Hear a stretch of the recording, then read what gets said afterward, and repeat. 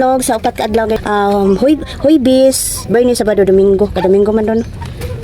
So kuan 2, 4, 6, 8, 10, 12, 14, 16 ka buok guys.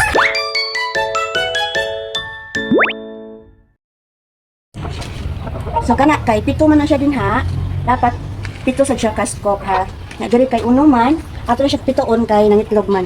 Mo na siya pito ka scoop nya kay isa siya ka scoop. And then ato siyang butangan og tubig humula na to. Naa siyang papakaon. Dili mga langga no makasisikoy ko kay tricky na siya. Natuktukon sa manok tan-o. Naay mas ubos-ubos pa na mas maayo ta katong ubos-ubos.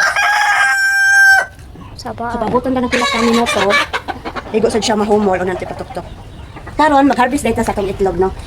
Last Tuesday or Wednesday na Wednesday ka to naka-harvest Wednesday naka-harvest mi o 14 ka itlog so and then karon harvest sa sekta. Kaya rin na siya man naay marking kay markingan na tong ibili.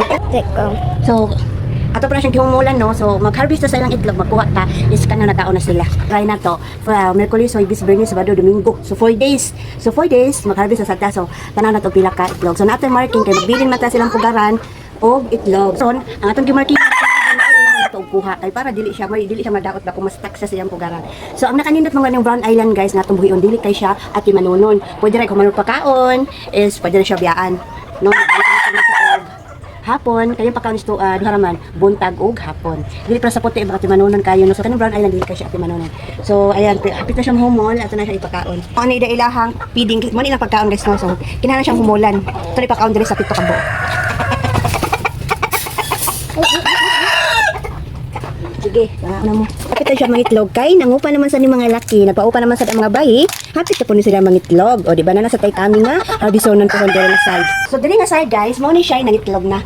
Bali, unom, upat ka bayi, duha ka laki. So ako di ba yung pagkaon no kay sa mangitlog na ni di siya daghanon ng pagkaon.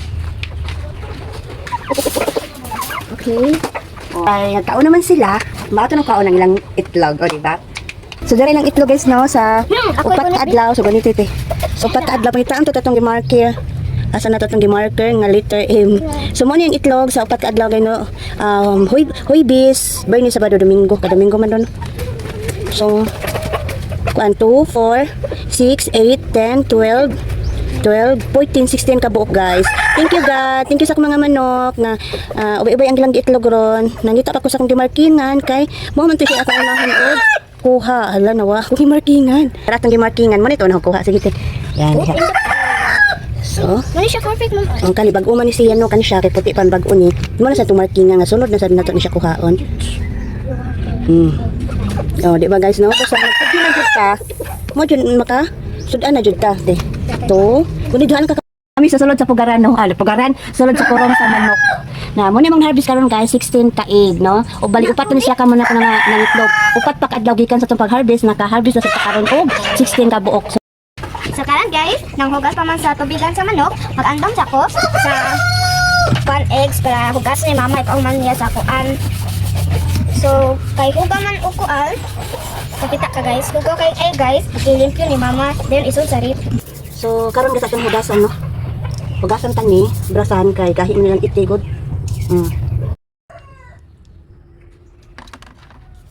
Karon guys, ang mga gihugas ni mama, ako ibutan diri sa rip para dili madaot. So guys, ang Miyerkules og Huwebes ibutan nato diri para ang bag-o mo butang nato diri so karon guys i-arrange kami.